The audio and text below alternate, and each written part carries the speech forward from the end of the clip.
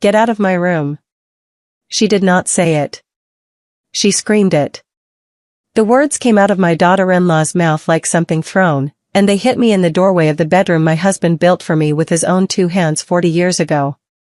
I had only come up the stairs to find a tin of old letters. It was my wedding anniversary. Walter had been gone 6 years, and on that one night every year I let myself sit on the edge of our bed and read the last letter he ever wrote me. That was all I wanted. A few quiet minutes with a dead man's handwriting. But the room was not my room anymore. The hand-carved bed was gone. The cedar chest was gone. In their place stood a white desk ringed with lights, a wall painted the color of wet concrete, and a camera on a tripod pointed at my daughter-in-law's perfect face. Sloane stood in the middle of it all in a cream-colored sweater, a microphone clipped to her collar, the little red recording light glowing beside her. And when she saw me standing there in my own doorway, she shrieked it so the whole house could hear. Get out of my room. The party downstairs went silent. I felt it more than I heard it, the way the music stopped and the laughter died and 20 pairs of feet stopped moving on the floors Walter had laid himself. And then my son laughed. Nathan. My boy. My only son. He came up the last 3 stairs, looked at me frozen in the hallway with my hand still on the frame, and he laughed and he clapped his hands together, 3 slow claps, like a man at a ball game. There it is, he said, grinning at his wife past my shoulder. Boundaries, babe. Finally. The guests downstairs, the ones who could see, they clapped too. A few of them. Out of nervousness, I think, the way people clap when they don't know what else to do with their hands. But Nathan clapped because he meant it. He was proud of her. He was proud that his wife had screamed at his mother to get out of the room where his father died. I did not cry. I want you to know that. I stood there for one more second, and then I turned, and I walked back down the staircase I had climbed for 40 years, past the strangers holding their wine, and I let myself out my own front door and sat on my own porch in the dark. And somewhere on that porch, between the cold of the boards and the sound of the laughter starting up again behind me, I made a decision. I decided that my son was going to spend the rest of his life regretting that applause. Not because I would make him suffer, but because I was going to make him see. To understand how a 73-year-old woman ends up thrown out of the bedroom her husband built her, you have to come back with me 3 years. You have to meet them when they were still smiling. Because the cruelest people in the world do not arrive as monsters. They arrive as a gift. If this is the kind of story that sits in your chest, do me a small favor before we go on. Tell me in the comments where in the world you are listening from. I read them, every one. And if you have ever felt like a guest in a house you built, stay with me, because by the end of this you are going to feel something lift. My name is Eleanor Kavanaugh. I live on Larkspur Lane, in a town called Marlow, in the green and rolling part of Pennsylvania where the roads still have no streetlights and everybody knows whose dog is whose. The house at the end of the lane, the gray craftsman with the deep porch and the climbing roses gone wild, that one is mine. My Walter built it. He was a cabinet maker by trade, the kind of man who could look at a board and see the thing hiding inside it, and he put that whole house up board by board across 5 summers while we lived in a rented room above the hardware store and saved every dollar that came through our hands. Walter built more than walls. He built the bed we slept in, a white oak thing with Larkspur carved into the headboard because Larkspur was my favorite and he never forgot a single thing I loved. He built the cedar chest at the foot of it where I keep 40 years of pressed flowers, every bloom I ever wanted to remember, flattened between wax paper and named in my own cramped hand. He restored the old upright piano that sits in the front room, the one I played hymns on every Sunday morning of our marriage.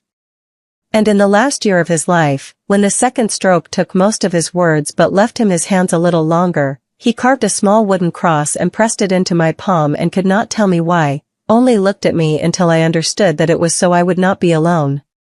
I taught piano to half the children in Marlow over the years. I sold pressed flower cards and little framed botanicals at the county craft fair every September. I never had much, but I had enough, and what I had was mine, earned by my own 2 hands the same way Walter earned every board in those walls. I tell you all this so you understand what was taken. It was never just money. It was a life. We had 2 children. My daughter, Teresa, who everyone has called Tess since she was old enough to refuse the longer name, lives all the way out in Portland, Oregon, with her husband Owen. She is sharp the way her father was sharp, quick to see a thing for what it is, slow to forgive a liar. And my son, Nathan. Nathan was always the soft one. The tender one. He cried at movies and brought home stray cats and could not stand to see anything hurting. I loved that in him as a boy. I worried about it in him as a man, because the world is not always kind to the tender, and Nathan grew up wanting so badly to be enough for someone that he could not always tell the difference between being loved and being used. His first marriage taught him that the hard way. He married young, a girl named Renata, and they had my granddaughter Lily, and then when Lily was 4, Renata decided she wanted a different life on a different continent and she went and got it and left them both behind. Nathan was 31 and a single father and convinced, all the way down, that he had failed. That he was a man who lost people. I helped him raise Lily.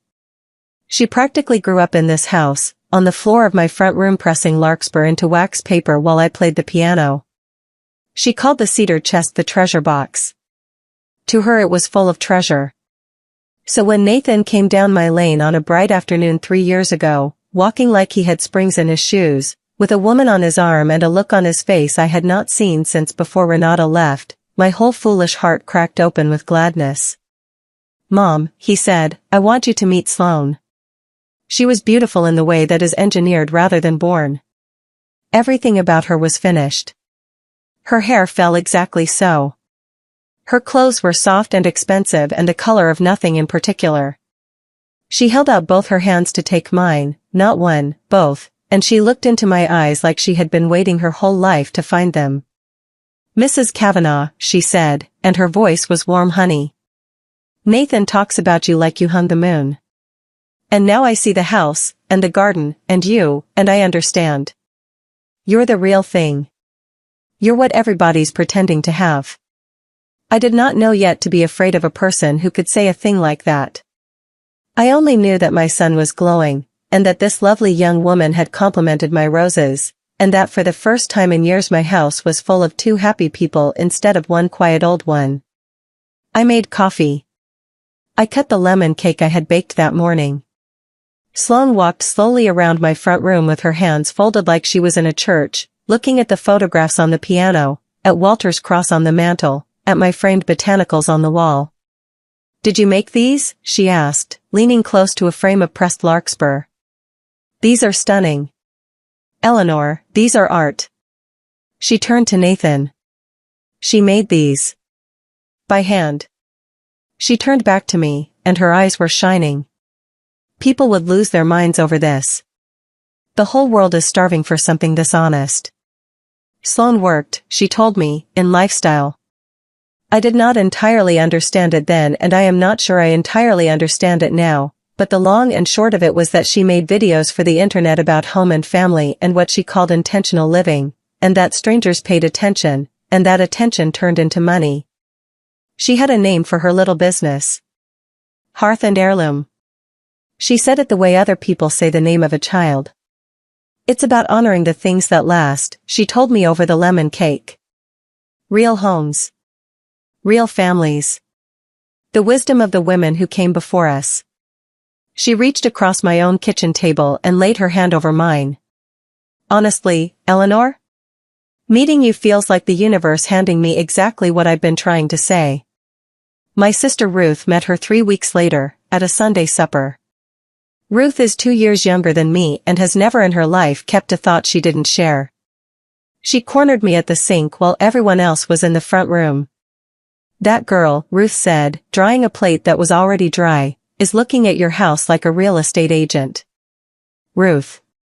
I'm telling you what I saw." She counted the rooms with her eyes. She asked Gil what he thought the property was worth, like it was just conversation. Ruth set the plate down. "And she touches everything.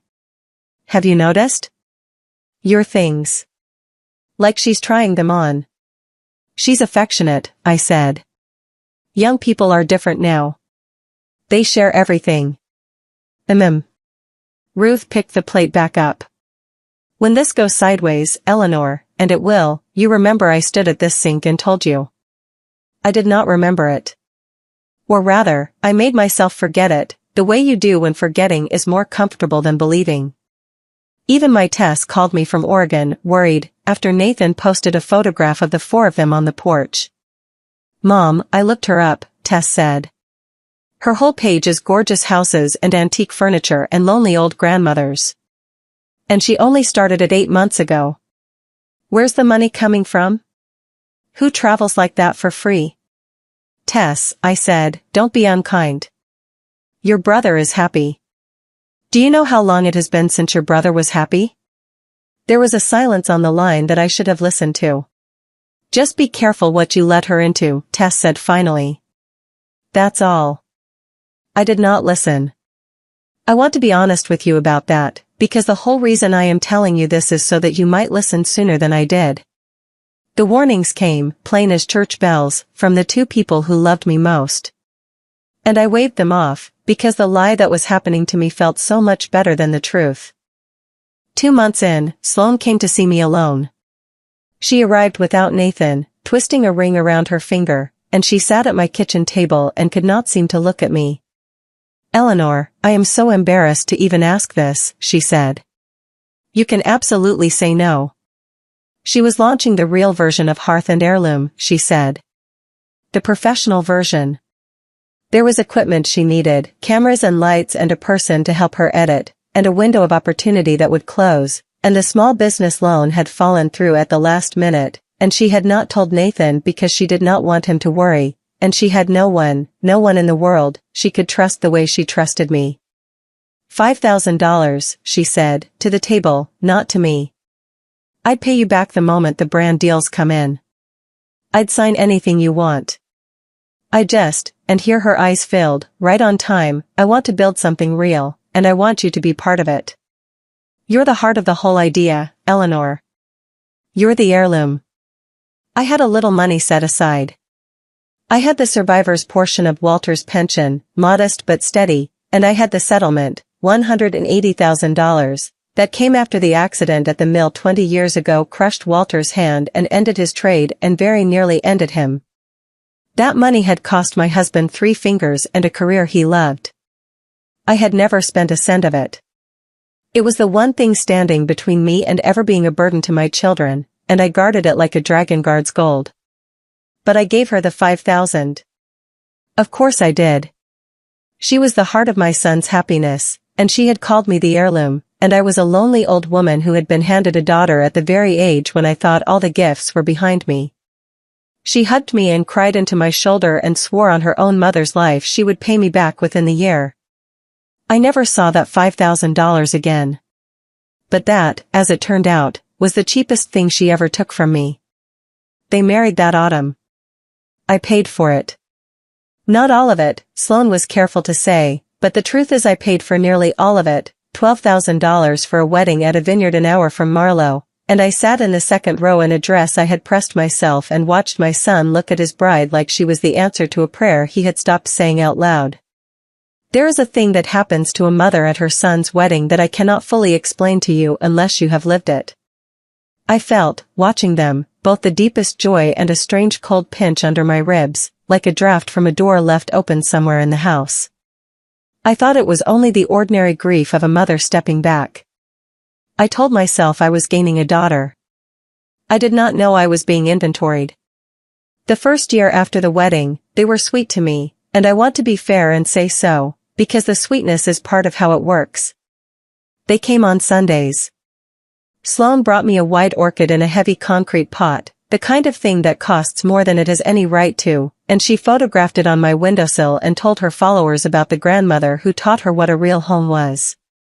Strangers began to know my name. Sloane would show me her phone. Look, Eleanor, look what they're saying about you. And there would be hundreds of comments from people I would never meet, calling me precious, calling me a treasure, telling Sloane how lucky she was. It is a strange and heady thing, to be told by 1,000 strangers that you are loved. It makes you stop noticing whether anyone in the room actually loves you. Then, in the spring, the pipes burst in their apartment. That was the story, anyway.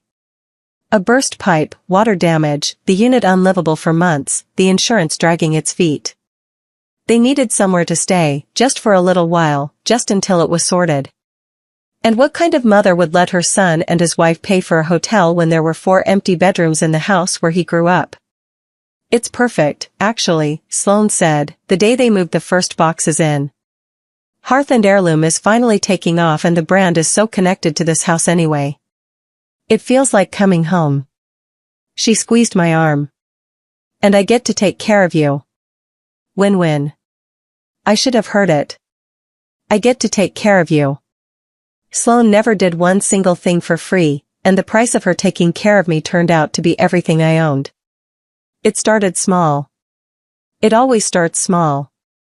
That is the part nobody warns you about, because each thing on its own sounds like nothing, sounds like help, and only when you stack them all up at the end do you see the shape of what was done.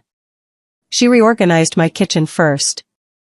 I came down one morning and could not find my coffee, my flour, my own salt, because Sloane had emptied every cabinet in the night and put it all back in clear matching canisters with little hand-lettered labels, for the videos, and she had thrown out my spices because the jars were old and clashed with the aesthetic.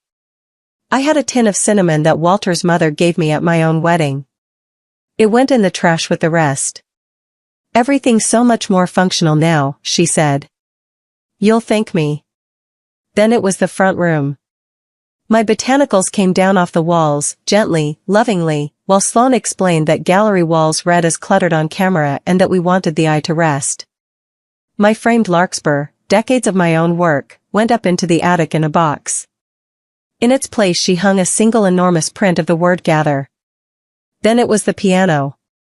Not removed, she would never have dared, but she draped it in a linen runner and set a bowl of dried oranges on the closed lid and asked me, sweetly, if I might do my playing during the day when she wasn't filming, because the sound carried and her audience expected a certain calm. So I stopped playing the piano. The hymns I had played every morning of my marriage went quiet in my own front room, and I told myself it was a small thing. Nathan watched all of it and said nothing. Or worse than nothing. When I would mention, carefully, that I missed my pictures on the wall, he would sigh the particular sigh of a man being asked to mediate, and he would say, Mom, the house looks amazing. Sloane's really good at this. Just let her do her thing. And when Sloane would describe some new improvement at dinner, he would nod and beam and say, she's a genius. I'm telling you. We're so lucky. We. He had started saying we about my house.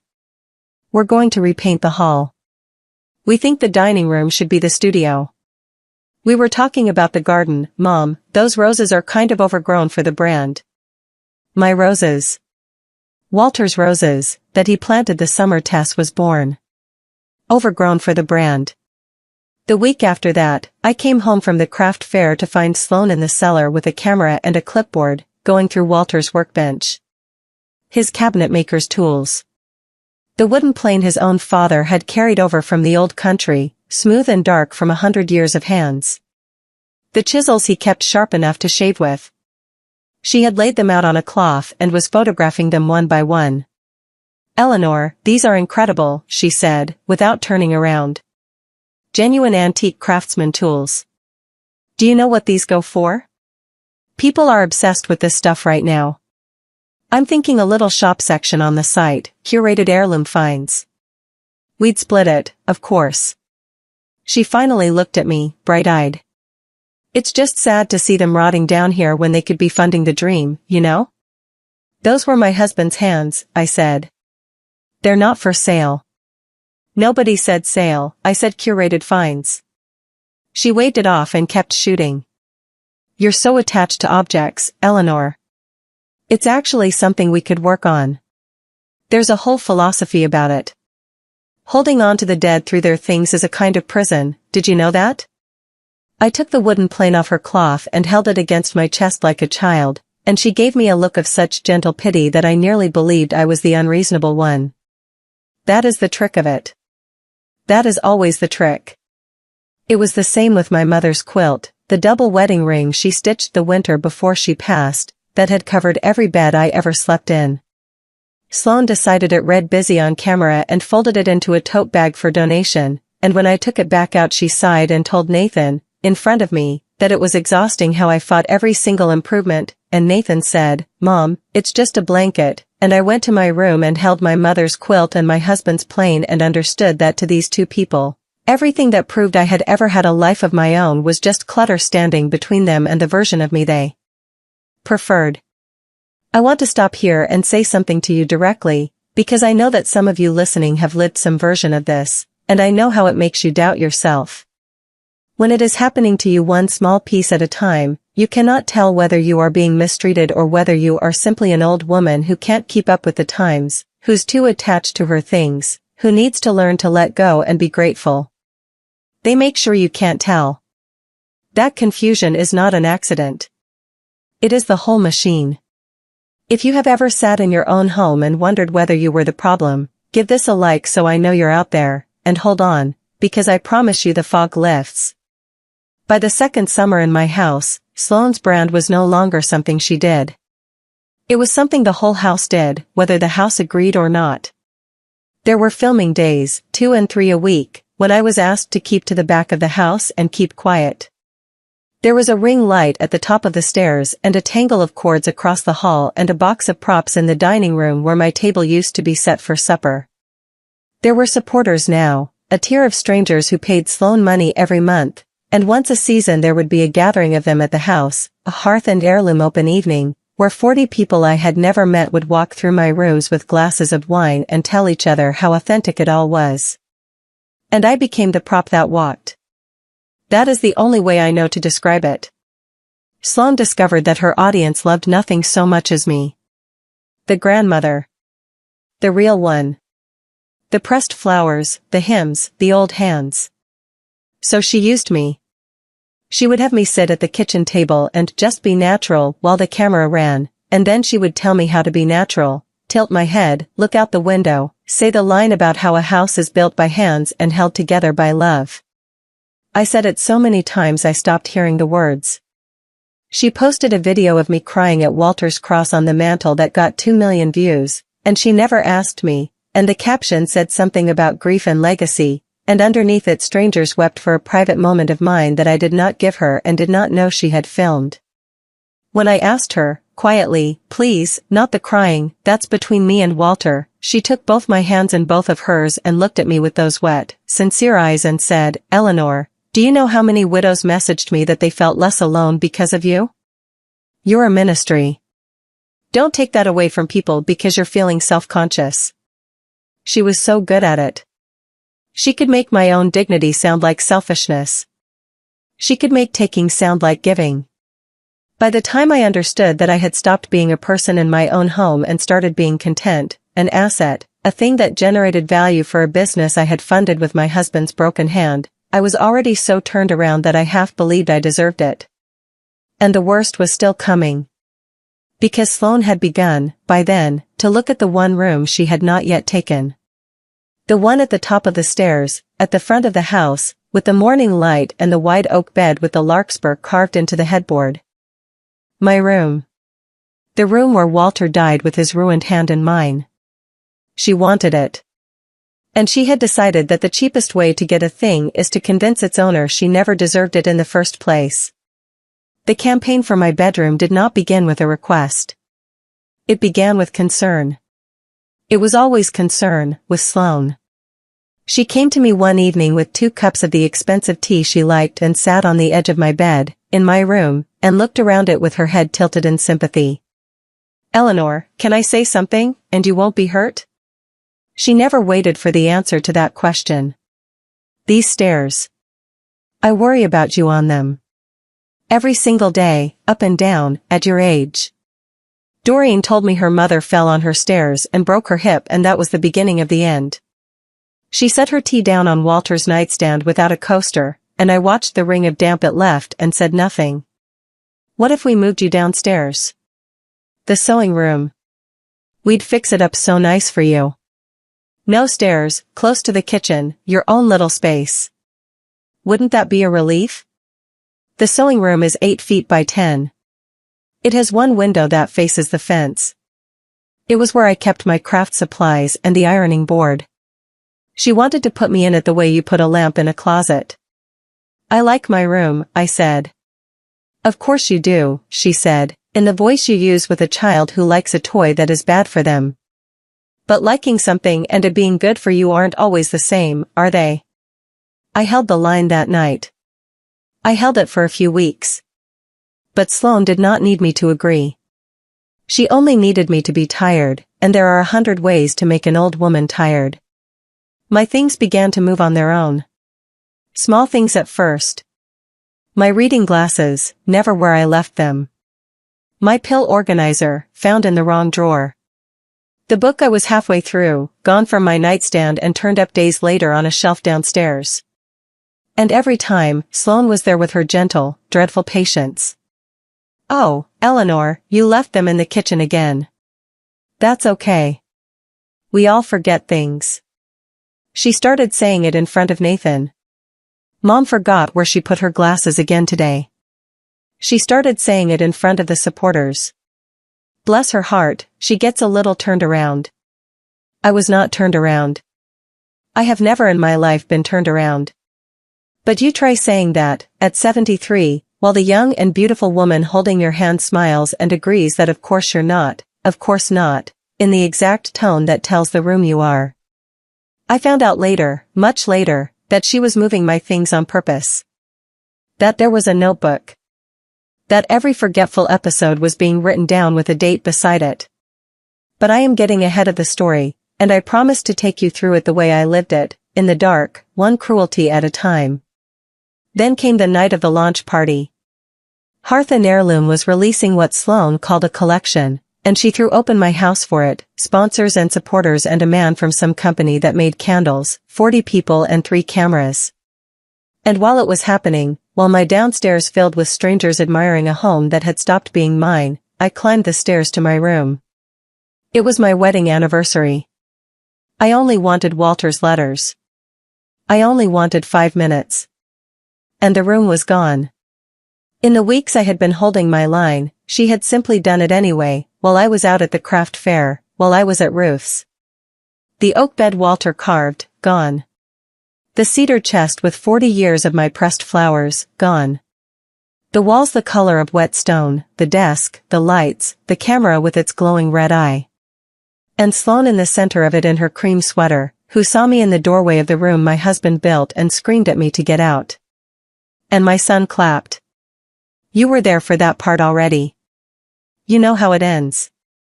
With me on the porch in the dark, and the laughter starting up again behind me, and a decision settling into my bones like cold. But here is what you did not see, because I did not see it either until I went back inside an hour later, after the guests were gone and Nathan had taken Sloane out for a celebratory dinner and the house was finally, blessedly empty. I went up to the room to look for my chest. I needed to know where they had put it. Where they had put Walter's letters and my flowers and the only physical things I had left of the best of my life. I found the cedar chest in the garage. Behind the recycling, under a tarp, with a box of Sloane's old shipping supplies stacked on top of it. The letters were still inside, thank God. The pressed flowers were still inside, every one. But the lid had been left ajar and the damp had gotten into a corner, and 3 of my oldest pressings, larkspur from the first spring in this house, had gone to mold and could not be saved. I sat on the cold garage floor and held a ruined flower and I did not cry, because I had gone somewhere past crying, into a quiet clear room inside myself I had not known was there. And in that quiet room a question was waiting for me, and the question was this: what kind of woman moves a dying man's bed into a garage to make space for a camera? And the answer that came back was not a kind one. The answer was, a woman who was not finished. A woman who was just getting started. So I started watching. I want to tell you that I confronted her that very night, that I drew myself up to my full height and ordered them all out. I didn't. I was not ready, and more importantly, I did not yet know what I was fighting. I only knew that the sweet story I had been told for 2 years was a lie, and that I needed to find out how big the lie was before I let anyone know that I had stopped believing it. That is the hardest thing I am going to ask of you, if you are ever in my place. Before you fight, find out what you are fighting. Smile while you do it. It will feel like swallowing glass. Do it anyway. The truth came to me 10 days later, through the wall. The sewing room they wanted to bury me in shares a wall with the back porch, and the back porch was where Sloane went to take the calls she did not want anyone to hear. I had begun, by then, to keep strange hours, to drift through my own house at night the way you do when you cannot sleep and cannot stop your mind. And on this night, near 11, I heard her voice through the thin wall, low and easy and entirely without the honey she used on me, and I heard a man's voice answering through her phone, on the speaker, and the man was not my son. Tristan, she said, I'm telling you, it's almost done. The power of attorney just needs her signature, and I'll have that handled by the end of the month. I stood very still in the dark. And the account, the man's voice said. Young. Lazy. Sure of itself. The pension reroutes are already in. The big one, the settlement, that moves the second the POA clears. 180, Tristan. That's the down payment on the whole next phase. A pause, and I heard her exhale, and when she spoke again there was something in her voice I had never heard, a flatness, a boredom, like a worker counting down a shift. I am so tired of this house. I am so tired of being on all the time. I'm tired of holding the old woman's hand and saying the same 6 lines about legacy. Soon, baby. Soon. Once the money's clear and the brand's packaged, I file, and I'm in Nashville by fall. Nathan can keep the sad grandma content. God knows it's the only thing about him that ever made any money. The man laughed. And then my daughter-in-law, in the dark, on the other side of an 8x10 room she wanted to bury me in, said the sentence I will hear in my head until the day I die. He's the easiest mark I've ever had. He thinks I love him. He'd hand me his own mother if I told him it was self-care. I did not sleep that night. I sat in the sewing room in the dark and I did not pray for things to change, because I was past that. I took down the tin of Walter's letters, which I had moved into the sewing room where I could keep them safe, and I read the last one by the light of my phone. He wrote it during the year he worked away on the bridge job in Ohio, the year we needed the money and were apart, and at the end of it, in the careful hand of a man who left school at 14, he had written, "Don't ever let anyone make you a stranger in your own home, Ellie. You are the home. The walls are just walls. I'll be back by Christmas. Yours till the boards rot, Walter." You are the home. The walls are just walls. I folded the letter back into the tin. And the next morning, I called my son. I told myself I owed him one chance. One chance to be the boy who brought home stray cats. One chance to choose his mother. I have learned since that you cannot save people from the lie they have decided to love. But you owe the ones you love the chance to surprise you. So I gave it to him. I asked him to come alone. He came on his lunch hour, in his work clothes, with the slightly impatient look of a man who has been pulled away from something he considers more important than his mother. We sat in the front room. I could not sit on the draped piano, so we sat in the 2 chairs by the cold fireplace, under the giant print that said "Gather," and I told him plainly what I had heard through the wall. The power of attorney. The accounts. Tristan. Nashville. I did not tell him the last part, the part about being the easiest mark. I could not make myself say it to his face. Even then, you see, I was still protecting him. I watched his expression while I talked, and I will tell you that the thing I saw there broke something in me that the screaming and the garage had not. Because he did not look shocked. He looked annoyed. "Mom," he said, when I finished. "Do you hear how that sounds? You overheard half of a phone call through a wall and built a conspiracy out of it. I heard a man's name, Nathan. I heard her say she was tired of holding my hand for the camera. I heard her say she'd file for divorce in the fall. Sloane has a business partner named Tristan. He helps her with the brand. You know she's stressed, the launch was huge. He rubbed his face. And the power of attorney thing, okay, yeah, we've talked about that, but Mom, that's responsible. That's us trying to take care of you. You're forgetting things. You left the stove on last week. I have never left the stove on in my life. You did. Sloane has it written down. She keeps track because she's worried about you, and instead of being grateful you're sitting here accusing her of, what, exactly? Stealing? Mom, she gave up her whole life to come take care of you. She is taking care of nothing, Nathan. She is taking. There is a difference, and your father knew it, and you used to know it too. He stood up. There it was, the standing up, the move that always meant the conversation was over because he had decided it was. I'm not going to sit here and let you talk about my wife like this. You've never liked her. You've been jealous since the day I met her because you're not the only woman in my life anymore. Jealous. The word landed somewhere far away. Nathan, she moved your father's bed into the garage. She put a tarp over the chest with my flowers in it. 3 of them molded. Larkspur from the year I planted them with your dad. For 1 second, 1 single second, something flickered. He had pressed those very flowers with me when he was small. And then I watched him reach up and put the flicker out with his own hand, because the alternative to disbelieving me was disbelieving her, and he had built his entire self on her belief in him. They're just flowers, Mom, he said. This is exactly what she means.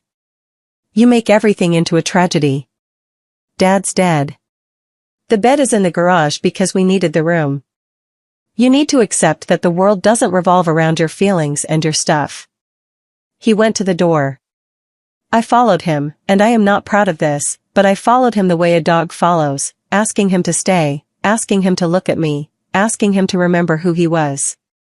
And he stopped at the door with his hand on the knob, the same way I had stopped in the door of my own bedroom with my hand on the frame, and he looked back at me over his shoulder. You want to know the truth, Mom?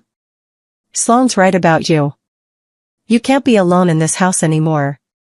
You're slipping, and you're getting paranoid, and you're going to hurt yourself. So maybe it is time we made some decisions for you. For your own good. The door closed. And I stood in the foyer of the house I had built, the house Walter built, looking at the empty space where my son had been, and I understood the last terrible piece of it. She had not only planned to rob me. She had turned my own son into the instrument. He was not going to defend me.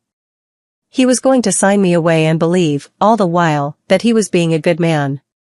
I went into the sewing room. I took Walter's cross down off the windowsill where I had moved it, and I held it, and I made the second decision of my life. The first one, on the porch, had been that he would regret it. This one was colder and clearer. This one was, I am going to win, and I am going to do it without becoming her. If you have ever had someone you love look you in the eye and choose the person who is hurting you, you already know the kind of cold I mean. It is the cold that finally lets you think. What came next was the worst stretch, and I am going to move through it quickly, because the point of it is not to wallow. The point is to show you what they were building, so that the day it all came apart makes sense. They moved me into the sewing room. It was not framed as a defeat. It was framed as a gift, a refresh, and Sloane filmed the whole thing, the before and the after, and her audience cried over how lovingly she was caring for her husband's aging mother. They put a narrow bed where my ironing board had been. My window faced the fence. At night I could hear the house breathing above me, my house, full of other people's plans. And then a woman named Carlene started coming. She was introduced as a blessing. A part-time homemaid, just a few hours, just to help Eleanor with the heavy things, paid for, Sloane said, out of her own pocket because she cared that much. Carlene was perhaps 50, with a soft sympathetic manner and watchful eyes, and within a week I understood that Carlene was not there to help me. Carlene was there to document me. She wrote things in a little book. She asked me strange leading questions, mixing up the days. Now, Eleanor, you remember we talked about this on Tuesday, don't you, when we had never talked about it at all, on any day. When I said I didn't remember a conversation that never happened, she would write something down and nod sadly. And at the open evenings, I learned what I had truly become. For 2 years I had been the star of those gatherings, the grandmother, brought out and lit and filmed. But once Sloane had me in the sewing room, once the story she was telling shifted from honoring me to caring for me, my place in the room changed too. Now, when the supporters came, I was not seated at the head of anything. I was given a tray. I refilled their glasses and cleared their plates and kept to the kitchen, and Sloane would float through in her soft expensive clothes accepting their love while I carried their dirty dishes past her. One evening a man in a good jacket, a sponsor, handed me his empty glass without looking at my face and asked me to bring him another and to find out if there was anything without dairy. He thought I was hired help. I opened my mouth to tell him whose house he was standing in, whose husband built the floor under his nice shoes, and Sloane was there in an instant with her hand on my arm, laughing her warm laugh. "Oh, she just loves to help, don't you, Eleanor? It keeps her feeling useful. Go on, sweetheart." And she steered me toward the kitchen the way you steer a cart. That night, after the food was served, I asked if I might sit and eat with everyone, at the long table where my own dining room used to be. Sloane crouched down beside my chair, so the cameras would catch her tenderness, and murmured that it might be better if I ate in the kitchen, just for tonight, just so I wouldn't be in the background of the shots looking tired. "You photograph so much better rested," she said, and patted my knee. So I ate standing up, at the back counter, by the door to the yard, on the little stool where I used to sit to shell peas with my Walter on summer evenings 40 years ago. I ate cold food off a paper plate in the dark while my own front room glowed with candles and strangers and laughter, and the tears ran down into the food, and I let them, because I had learned by then not to make a sound. I want to tell you, if you have ever eaten alone in the back of your own house while the life you built goes on without you in the next room, that I know exactly how that tastes. It tastes like cold and salt and a kind of shame that isn't yours, that was handed to you, that you should never have been made to hold. Put it down. It was never yours to carry. It took me too long to learn that. Learn it faster than I did. But the serving and the silence were only the part of it that I could feel. There was another part being built where I could not see it. They were building a file. A record of an old woman in decline. So that when the power of attorney was signed, or signed for me, no one would ever question it. I let them. That is the thing I most want you to understand, the thing that took me the longest to make peace with. I let them think it was working. I played a little forgetful when Carlene was watching. I let Sloane catch me looking for my glasses. Every cruelty they did to me, I let them believe it had landed, because every day they believed I was sinking was a day they did not lock the doors, and I needed those doors open just a little while longer. Because I had found the thing I was looking for. It happened by accident, the way these things do, on a Thursday when Sloane was out filming on location and the house was empty except for me and Lily. My granddaughter, my Lily, 13 now and quiet in the way children get when the adults around them are lying, had come to spend the afternoon, and she found me in the sewing room and sat on the edge of my narrow bed and said, "Grandma, why do they keep you back here?" I did not have an answer I could give a child. So I changed the subject. I asked her to help me with something, a little task, and the task was this: Sloane had bought me a tablet, months before, so you can see the videos, Eleanor, so you can see how loved you are, and I had never learned to use it, and I asked Lily to teach me. She was delighted. Children love to be the teacher. And Lily, who had grown up watching Sloane work, tapped a few times and showed me how to open the account. Hearth and Heirloom. And then, because she knew the device better than I ever would, she showed me something Sloane did not know a child had ever seen. The drafts. The folder of things filmed but not yet posted. There were hundreds of them. And among them, mixed in with the unfinished sweet ones, were the outtakes. The footage between the footage. Sloane on camera, thinking it was off, rolling her eyes, dropping the honey from her voice, saying to whoever held the phone, "Get the old lady to do the crying thing again, it's our best number." Sloane directing me, in a flat-bored voice I had never been allowed to hear, "Eleanor, look more lost, you look too sharp in that one." Sloane, in close-up, laughing about how the widows ate it up, how she could cry on cue, how the whole grief and legacy thing was, in her words, a money printer. Lily had gone very still beside me.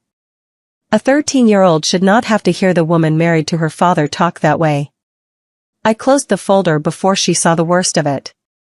But she had seen enough, and she looked up at me with Nathan's exact eyes, the eyes he had before he gave them away, and she said, "Grandma. That's not nice. That's not nice what she said about you." "No, sweetheart," I said. "It isn't." And then my granddaughter, my treasure box girl, did the bravest thing anyone had done for me in 2 years. She said, "Do you want me to show you how to make copies?" "I know how. You press here, and you send it to your email so it's saved." She paused. "I won't tell. I don't like her either. She makes Daddy mean." We sat together on that narrow bed for an hour, a 13-year-old and a 73-year-old, and we saved every single one of them. The footage was the heart. But footage alone would only make Sloane look unkind, and unkind is not a crime. I needed the rest. I needed the machine. So the next time the house was empty, I went looking for it the way she had taught me, without meaning to, over 2 years of watching her file and sort and label everything in clear containers. Sloane kept her brand papers in a cabinet in the studio that had been my bedroom. She thought it was locked. It was, but Walter had built that house, and I knew that the little key for the linen closet fit half the locks he'd installed, because Walter believed in keeping life simple. Inside the cabinet, in folders labeled in her pretty hand, was everything. A durable power of attorney, naming Sloane Kavanaugh as agent over my finances and my health, dated 3 weeks out, with a signature line at the bottom waiting for a name. My name. And clipped behind it, on a separate sheet, 3 practice signatures. My signature. Eleanor Kavanaugh, traced and traced again until she had it close enough to pass. She had been practicing my own name. A life insurance application. A policy on my life, $500,000, beneficiary Sloane Kavanaugh, the medical questions filled out in her writing, my signature forged at the bottom. Bank statements for a business account I had never heard of, Hearth and Heirloom Holdings LLC, with 2 signers, Sloane and a Tristan Vale of Nashville, Tennessee. And the deposits into it told the whole story without my needing to add a single word. My pension survivor payments, rerouted, 3 of them already gone. And a pending transfer, scheduled, for $180,000, the moment the power of attorney cleared. Walter's hand. Walter's 3 fingers. Scheduled to move to Nashville. And a notebook. The notebook. Dated entries, weeks of them. E. couldn't find glasses again. E. confused about day, Carlene witnessed. E. left stove on, staged, gas off at main. She had written it down. Staged. In her own hand she had confessed that she manufactured the proof of my decline, and she had kept that confession in a folder because she was so sure no one would ever look. I photographed every page. My hands did not shake. I had gone all the way into that cold clear room inside myself and I did not come out for a long time. Then I put everything back exactly as it was, square to the edges the way she liked it, and I closed the cabinet, and I went downstairs and called my daughter in Oregon. "Tess," I said. "I need you to come home. And I need you to find me the meanest elder law attorney in the state of Pennsylvania." There was a silence, and then my daughter, who had warned me 3 years ago and been waved away, did not say "I told you so." She is a better person than that, and better than me. She just said, "Tell me what she did." So I told her. All of it, the footage and the forged signatures and the rerouted pension and the scheduled transfer of her father's settlement and the notebook that said staged. And I heard my fierce, sharp girl start to cry, not soft tears, the furious kind, and then I heard her stop herself and go quiet and businesslike, exactly like Walter used to when a thing finally became real enough to fix. "I'm booking a flight," she said. "Don't sign anything. Don't accuse her of anything. Keep playing forgetful." "Mom, can you do that? Can you keep smiling at her a little longer?" I have been swallowing glass for 2 years, Tess, I said. I can swallow it 3 weeks more. We are halfway through the story now, and this is the part where it turns, and before it does I want to say one thing to you, whoever you are, wherever you're listening from. If you are in the middle of your own version of this, if someone has you convinced you're the problem in your own life, please hear me, the fog you're in is not your failing. It is the weather they make on purpose. Find one person. Just one. I found my granddaughter and my daughter. You only need one true person to start finding your way back to solid ground. If this has reached you at the right time, let me know with a like, and let's go take it back together. Tess landed on a Friday. She did not come to the house. We had agreed on that. As far as Sloane and Nathan knew, my daughter was still 3,000 miles away, and I was still a sinking, forgetful old woman alone in a sewing room. Tess stayed at Ruth's, 10 minutes off, and that little house became our war room. The attorney's name was Diana Okonkwo. She was about 60, built like a woman who had won a great many arguments, and she specialized, her card said, in elder financial abuse. She spread my photographs across Ruth's kitchen table and went through them in a silence that got harder and harder, and when she reached the notebook, the page that said staged, she took off her glasses and looked at me. Mrs. Kavanaugh, she said, in 30 years I have rarely seen a case document itself this completely. She wrote down her own crimes. She tapped the forged insurance application. This is forgery. This, the rerouted pension, is theft. This, the LLC with Tristan, is conspiracy, and the second that $180,000 transfer goes through, it's grand theft and likely wire fraud across state lines, which brings in people with badges who do not care how many followers she has. She leaned back. We can have her arrested. Today, if you want. No, I said. Everyone at the table looked at me. Not today, and not quietly. I folded my hands on Ruth's old table. She built her whole world on a story. The grandmother she honors. The home she tends. The realness. Thousands of people believe that story, and my son believes it most of all, and as long as he believes it, you can put her in handcuffs and he will spend his whole life thinking I framed an innocent woman out of jealousy. I don't want her arrested in the dark. I want the story to die in front of everyone who ever believed it. Especially him. Diana Okonkwo looked at me for a long moment, and then she smiled, slow and grim. I had a feeling about you, she said. All right. Let's protect you first, then let's give you your room. We worked for 3 weeks. First, the shield. Diane moved fast and quiet. We froze the accounts that mattered, put the settlement and the pension behind protection Sloane could not reach and did not yet know existed, the financial equivalent of changing the locks while the burglar is asleep. We had me evaluated, properly, by a physician and a psychologist, 2 long mornings of memory and reasoning, and the reports came back in plain language, no impairment, cognition above average for my age, fully competent to manage my own affairs. The file Sloane had spent months building, the glasses, and the staged stove in Carlene's little book, was dead on arrival the moment a real doctor put her name to the truth. Then, the sword. We needed her own voice, freely given, not overheard through a wall but recorded clean and legal in my own home with my consent, which Pennsylvania allowed. So we waited and we listened. Tess showed me how to leave a small recorder where Sloane took her calls, and over those 3 weeks Sloane gave us everything, because she had grown so certain of her win that she had stopped being careful at all. We have her telling Tristan the transfer date. We have her laughing about Carlene. We have her, God help her, saying the line about my son again, the easiest mark, he'd hand me his own mother, and this time it was not coming through a wall. This time it was on tape. It nearly came apart once, in the 3rd week, and I have to tell you about it, because it is the part where I learned that courage is not the absence of fear. It is doing the thing while your heart is trying to climb out of your mouth.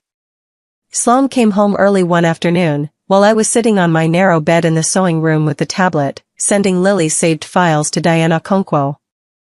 I heard the front door, heard her heels on Walter's floors, heard her call my name in that sweet sing-song, and I had no time. I slid the tablet under the quilt and folded my hands and looked, I hoped, like a tired old woman doing nothing at all. She came to the doorway and leaned on the frame and looked at me for a long, long moment. "What are you up to back here, Eleanor?" she said. Still smiling. But her eyes were doing the counting thing my sister Ruth had seen at the very beginning, 3 years ago, the appraising look, and I understood that she was not entirely sure of me anymore, that some animal part of her had begun to sense that the mark was not as easy as she'd thought. "Just resting my eyes," I said. "I get so tired in the afternoons now." And I let my voice do the small wavering thing she liked, the thing that confirmed her story, and I watched her decide to believe it because believing it was so much more convenient than the alternative.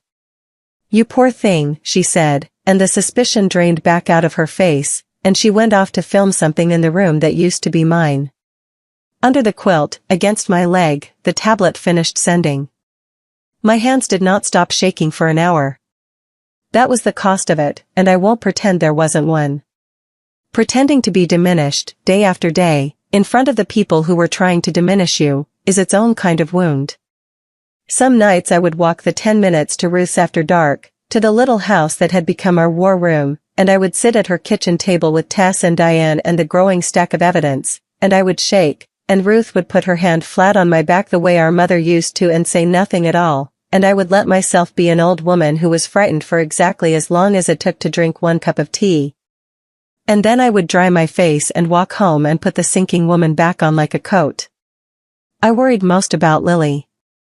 A grandmother can choose to swallow glass, a child should not have to. I told her, again and again, that she had already done the brave part and that the rest was for the grown-ups, that all she had to do now was be a normal girl who liked her tablet, and tell no one, and let me carry it from here. She would nod very seriously. And then on the night it all came down, she carried the heaviest piece of all, and carried it better than any of us.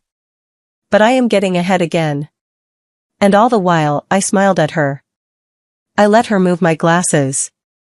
I let her tell the supporters that bless my heart I got a little turned around. I let Carlene write in her book. I played the part of the sinking woman so well that Sloane, 2 days before the end, hugged me in the kitchen and told me she'd never let anything happen to me, and I said thank you, dear, and meant something she would never understand. The stage was the last piece. And Sloane built it for me herself. She had been planning, for months, her biggest event yet. A filmed special. She was calling it Honoring Our Elders, a whole evening at the house, sponsors and supporters and family, cameras everywhere, a live broadcast to her audience, the crown jewel of the Hearth and Heirloom brand. The centerpiece of the evening, she told me, glowing, would be a tribute to me. She would honor me, on camera, in front of everyone, the grandmother who started it all. "It's going to be so beautiful, Eleanor," she said. "Everyone's going to see how much you mean to us." "I can't wait," I told her. And for the first time in 2 years, I wasn't lying. The night of Honoring Our Elders, my house glowed. Sloane had outdone herself. Candles in the windows, a long table where my dining room used to live, 40 folding chairs, 3 cameras on tripods, a great glowing screen mounted on the wall where my botanicals used to hang, the same screen she used to play her brand films for the supporters. There were sponsors in good jackets and supporters in their best clothes and a caterer in the kitchen and, threaded through all of it, the soft hum of a live broadcast, a little counter in the corner of the screen ticking upward, 11,000 people watching, then 14, then 20. My son was there in a pressed shirt, proud and easy, a glass in his hand. He had stopped looking at me much by then. It is easier to discard someone you have stopped looking at. And I was there, in the dress I had pressed myself, the same one from the wedding, with Walter's cross in my pocket.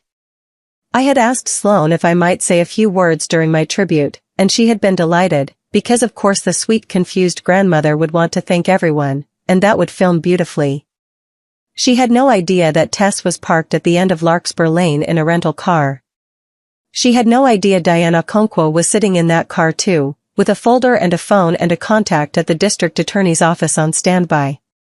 She had no idea that Lily, my Lily, was sitting in the front row with a tablet in her lap, the way Sloane had trained the whole house to ignore a girl with a screen. The evening rolled toward its centerpiece.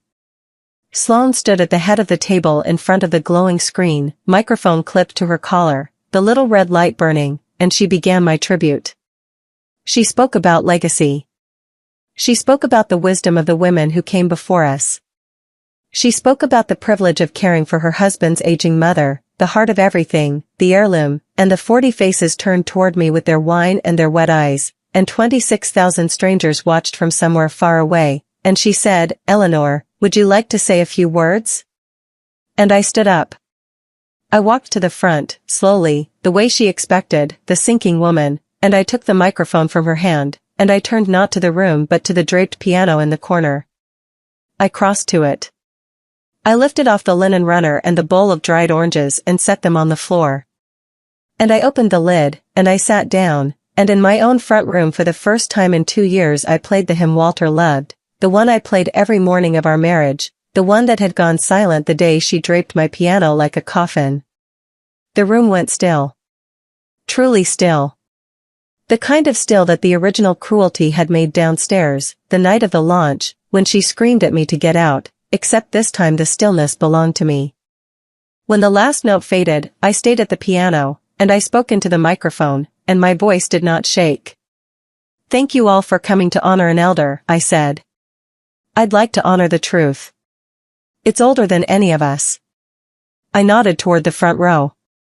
And Lily, 13 years old, braver than every adult in that house, pressed the screen in her lap. The brand film that was supposed to play on the great glowing wall did not play. What played instead was Sloane. The outtakes. Sloane rolling her eyes, dropping the honey, saying get the old lady to do the crying thing again, it's our best number. Sloane in close-up, laughing, calling the grief a money printer. Her own voice, her own face, 40 feet wide, in front of the sponsors and the supporters and the 26,000. Sloane lunged for the screen. Nathan caught her arm, not to stop her, he didn't understand yet, only confused, saying her name like a question. The footage kept playing. Then the documents came up, the forged power of attorney with my name traced 3 times in her hand, the $500,000 life insurance policy on my life with my forged signature, the bank statements with my husband's settlement scheduled to move to a man named Tristan Vale in Nashville. And then the notebook, the page, enormous on the wall, in her own handwriting, left stove on, staged, gas off at main. The room made a sound I had never heard a room make. The sponsors stood up. One of them said, audibly, "Is this real?" The little broadcast counter in the corner of the screen was spinning now, climbing, comments scrolling too fast to read. "Turn it off," Sloane said. Then screamed it. "Turn it off, you have no right." "I have every right," I said, still at the piano. "It's my house. It's my name you traced. It's my husband's hand you scheduled to steal. And it's my granddaughter's tablet," and she pressed the button herself, because even a child could see what a room full of grown men chose not to. Tess came through the front door then, with Diana Okonkwo beside her, and the play of recognition across Sloane's face, the dawning understanding that the daughter she thought was 3,000 miles away had been 10 minutes down the lane the whole time, was a thing I will not pretend I did not savor. I am not a saint. I only chose not to become her. Diana Okonkwo did not raise her voice. She did not need to. "Ms. Voss," she said, the maiden name landing like a slap, "what you've just seen documented constitutes forgery, identity fraud, theft from a protected elder, and criminal conspiracy across state lines. The accounts you were counting on were frozen and protected 11 days ago. The transfer you scheduled will not clear. And every word you've spoken on this property in the last 3 weeks has been lawfully recorded." She set her folder on the table. "You can walk out of here tonight and sign what I put in front of you, or you can leave in the back of a car. I'd think quickly. The gentleman from the district attorney's office is expecting my call either way." Sloane's friends, the supporters, the women who had wept at her tribute, were already moving toward the door, one and then another and then a current of them, the way they always go, the people who love you only as long as you are winning. Within 2 minutes the famous, beautiful audience of Hearth and Heirloom had thinned to almost no one. The broadcast had been cut. The candles guttered. and my son stood in the middle of it all, holding the arm of a stranger. I came down off the piano bench and I walked to him, and I will tell you that he had aged 10 years in 10 minutes. He was staring at the wall, at the frozen frame of his wife's notebook, staged, gas off at main, and his mouth was working and no sound was coming out. "Mom," he finally managed. It was the voice of the boy who brought home stray cats. "Mom, I didn't know about the money. About Tristan. I thought I was helping you. She told me you were sick." "She told me." "I know what she told you," I said. He turned to her then, and I watched my tender son understand, all at once, the full weight of what he had clapped his hands for. The garage. The bed. The flowers gone to mold. The screaming in the doorway, "Get out of my room," and the sound of his own 3 slow claps. "Get out," Nathan said to his wife. His voice was very low. "Get out of my mother's house." Sloane looked at him with no honey left in her at all. The mask was off, finally, all the way off, and what was underneath was not even angry. It was bored, and cold, and certain it had been cheated of something it was owed. "You're going to regret this," she said to him. "You're nothing without me. You were nothing when I found you, and you'll be nothing when I'm gone." A sad little man with a sad little mother in a sad little town. And Nathan, my Nathan, reached up and unclipped the microphone from her collar, and he turned off the camera that was still standing on its tripod in the corner where his father's bed used to be, the red light dying under his thumb, and he said, "Then I'll be nothing. Get out." She got out. Her mother, Vivian, who had sat through the whole evening with her face going grayer by the minute, followed her into the dark without a word, and at the door Vivian stopped and looked back at me, and there was something in her face I did not expect and will tell you about later. Then the door closed, and the strangers were gone, and the candles had nearly burned down, and the great screen on the wall had gone dark at last. The 4 of us were left in the wreck of my front room. Me.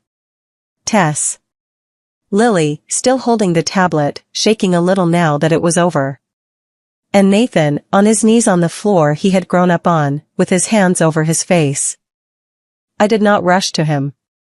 I want to be honest about that, because forgiveness that comes too fast isn't forgiveness, it's just fear wearing a kinder face. I let him kneel there a while. Then Tess gathered Lily and took her to the kitchen for cocoa, because a child had carried enough that night, and I sat down in Walter's chair by the cold fireplace, and I let my son cry himself empty on the floor. When he could speak, it came out of him in pieces. How lost he had been after Renata left. How Sloane had found him at exactly the moment he was sure he was a man who lost people, and how she had made him feel, for the first time in years, like he was enough. How she had started, so slowly he never saw the turn, to tell him I was slipping, that I was lonely, that I was a burden he was too soft to manage, and how every time he doubted it she had a notebook entry ready, a date, a witness, until doubting her meant doubting the only thing holding him up. I chose to believe her, he said, because believing you meant I'd failed again. That I'd let someone hurt my own mother in my own father's house. I couldn't be that man, so I just kept deciding I wasn't. You were that man, Nathan, I said. He flinched. I did not soften it, because the softening is what had nearly killed me. You clapped. In the doorway of your father's room, you clapped while she screamed at me. I need you to carry that. Not forever. But I need you to carry it long enough that you never set it down by pretending it didn't happen. I'll carry it the rest of my life. No, I said. That's just another way of making it about your suffering instead of my dignity. I don't need you broken. I need you changed. There's a difference, and your father knew it. I leaned forward and took his wet face in my 2 hands, the way I had not been allowed to in 2 years. I'm going to forgive you, Nathan. Not tonight, and not all at once, and not because you earned it, because you didn't. I'm going to forgive you because you are my son and because I refuse to let what she did turn the rest of my life to ash. But forgiveness has a shape now. It has rules. And the first rule is that you will never again let anyone make me a stranger in my own home. Your father wrote me that line in a letter 40 years ago, and it cost me everything to learn he was right. You are going to learn it from me for free. Yes, he said. Yes. I promise. The legal end of it took months, and I will not bore you with the machinery. Diane Okonkwo was very good and very thorough. The divorce was swift, because Sloane had no ground to stand on and her own lawyer knew it. She signed away any claim, assumed the debts she had run up in Nathan's name, the cards he never knew about, and accepted a permanent order to stay 500 feet from me and from this house for the rest of her natural life. The frozen money was returned, every dollar of Walter's settlement, every rerouted pension payment. The brand collapsed on its own. You cannot run a business about honoring grandmothers after 26,000 people watch you call one a money printer. The internet, which had built her, ate her in a week. We did not press the criminal charges. That was my decision, and I want to tell you exactly why, because it is the most important thing I learned in this whole bitter business, more important than the locks and the lawyers and the recordings. The day Sloane came to sign the final papers, Diane brought them to her at a lawyer's office in town, because she was not permitted within 500 feet of me. And I sent one thing with Diane to give her. Not money. I had given that woman quite enough money. I sent a single sheet of paper, folded once, and on it I had written, in my own clear hand, that no one will ever again call confused. I have the footage. All of it. I could put your face on every screen in this country and end you so completely you'd never be able to lie to a stranger again. People are begging me to. I'm not going to. Not because you've earned mercy. You haven't. I'm keeping it private because the day I posted that footage to watch you burn would be the day you finally turned me into you, and I would rather lose every dollar than let you have that too. You don't get to make me cruel. That's the one thing of mine you'll never take. Eleanor. Diane told me later that Sloane read it standing up, and that her face did not crumple with sadness. It crumpled with rage.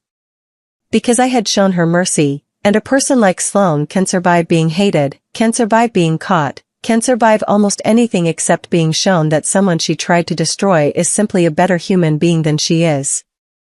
That note did more to her than a prison cell ever could. She signed the papers and walked out, and I have never seen her since. True victory, I learned that year, is not the destruction of the one who hurt you. The destruction is just noise, and it leaves you standing in the same wreckage with blood on your own hands. True victory is walking out the other side still recognizably yourself. Still the woman who presses flowers.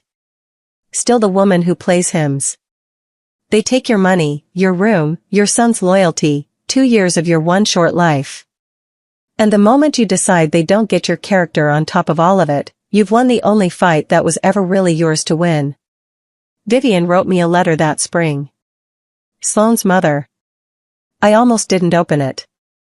But I did, and inside was an apology I did not expect from a woman I had assumed made the daughter she got. She wrote that she had spent the whole of honoring our elders watching me play that hymn and realizing what she had raised, and what she had excused, and how many times.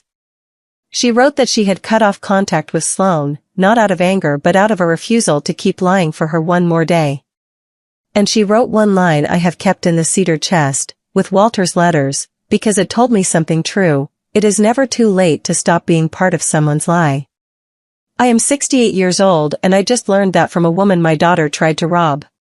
Thank you, Eleanor. The bed came home in May. Nathan did it. He did not ask me.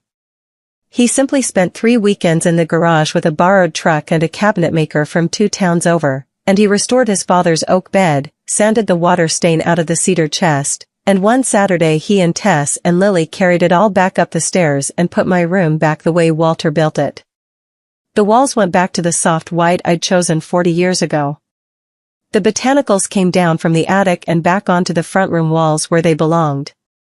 And on the headboard, in the larkspur Walter had carved because he never forgot a single thing I loved, Nathan had added one small new flower at the end of the vine, a little clumsy, his first ever attempt at carving, and he said, I wanted to leave something, too.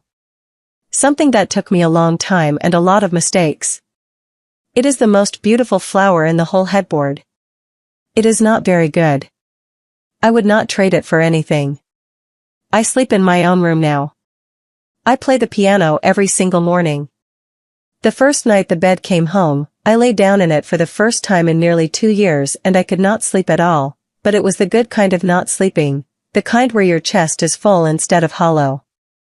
I ran my fingers over the larkspur carved into the headboard in the dark, all the way to the end of the vine, to the small clumsy flower my son had added with his own untrained hands, and I lay there until the morning came up gray and then gold through the window Walter set to catch the east light 40 years ago because he knew I liked to wake with the sun. And when it was light enough I took the tin down off the cedar chest and I read his last letter again, the one I had read alone in the dark of an 8x10 room while my house was stolen above my head. You are the home, Ellie. The walls are just walls. I read it in my own room, in our own bed, and for the first time those words were not a wound. They were a deed. They were the truest deed to this house that was ever written, and no forger alive could trace my name well enough to take it. Nathan moved into a small place in town and he did the work, the real work, the unglamorous kind. Therapy twice a week. He learned words I'd never heard him use, about why a man who feels like he is nothing will hand his whole soul to the first person who calls him something. He took Lily full-time and the two of them are knitting back into a family. She presses flowers with me on Sundays again, in the treasure box, and last fall she won a ribbon at the county craft fair for a framed larkspur she made herself, and I have never in my life been prouder of a piece of paper. A year on, Nathan brought someone to Sunday supper. Her name is Grace. She is a hospice nurse, which is to say she has spent her whole working life genuinely honoring elders, doing for the dying and the old the very thing Sloane only performed for a camera. She did not arrive with an orchid in a designer pot. She arrived with a small potted rosemary and an apology for showing up empty-handed, and she spent the first hour asking me about Walter, really asking, and listening to the answers. When I mentioned the garden, she got down on her knees in the dirt in her good clothes and asked me to teach her about the roses. She doesn't post anything about anyone. She just shows up. Nathan looks at her the way you look at solid ground after a long time at sea, which is to say, not like she hung the moon, but like she is real, and steady, and is to stand on. They are taking it slow. I told him to. There is no rush on the right things. And my Tess. My fierce girl who warned me 3 years too early and never once said I told you so. Last month she called me from Oregon, and she was crying the good kind of crying, and she told me she is having a baby. A boy. And she told me they are going to name him Walter. So he carries something forward, Mom, she said. So there's a Walter in the world again. He'd have liked that, wouldn't he? He would have liked that more than anything I can think of. I heard, through the long grapevine that runs between small towns and far cities, what became of Sloane. Tristan, the man in Nashville she was going to start her real life with, left her the moment the money didn't come, which is the only thing about that whole story that ever surprised no one. The brand was gone. Her name, online, is a punchline now. Last I heard she had changed it and moved again and was working somewhere far away, beginning, I suppose, the long search for a new heart to call an heirloom. I felt, when I heard it, not triumph. Just a small, cool sadness, the kind you feel for someone who had a whole life to live and chose, with both hands, to spend it taking instead of building. She could have had a family. She had one, briefly, and never once saw what it was worth. This afternoon I am sitting on my own porch, on Larkspur Lane, in the gray house Walter built. Lily is in the front room at the piano, working through a hymn, getting it wrong and then less wrong. Nathan is fixing the gate. Grace is in the garden with her hands in the dirt. There is a sleeping town at the end of the lane and a settled quiet in my chest that I did not have for 2 long years, and that no one can take from me again, because I finally learned the price of letting them, and I will not pay it twice. We are near the end now, and I want to talk to you for a moment. Yes, you. The one listening. I have a feeling I know why this story found you. Maybe there is someone in your house right now who has you turned around. Someone who calls taking by the name of caring. Someone who has you wondering, late at night, whether you are the difficult one, the forgetful one, the problem. Someone who has made you small in the very place you are supposed to be safest. Maybe they share your blood. Maybe they married into it. Maybe you have been swallowing glass and smiling for longer than you'd ever say out loud. So hear this from a 74-year-old woman who got thrown out of the room her own husband built her and clawed every inch of it back. Your dignity is not for sale, and it is not up for a vote, and it does not expire with age. It does not matter how much you love them. It does not matter how much they say they love you. No one, not your child, not your in-law, not anyone, has the right to make you a guest in your own life. The fog they put you in is not your weakness. It's their weather. And the day you stop trying to win their approval and start protecting your own worth, the day you find your one true person and take the first small step onto solid ground, the weather breaks. I promise you it breaks. It is never too late to take back your room. It is never too late to play your own piano in your own house. It is never, ever too late to stop being a stranger in your own home. If this story moved something in you, do an old woman a kindness. Tell me in the comments where you're listening from, and tell me one thing in your life you're not going to let anyone make you feel small about anymore. Give it a like if you've ever had to take your dignity back from someone you loved, so that someone else who needs this story tonight will find it. And subscribe, and stay with me, because there are more stories like this one, true to the bone, about ordinary people who were told to disappear and refused. Walter wrote me once that I was the home, and the walls were just walls. I didn't understand it for 40 years. I understand it now. They can take the room. They cannot take the woman standing in the doorway. Until the next story, my friend. Don't you ever let anyone make you small in your own house. Not for one more day.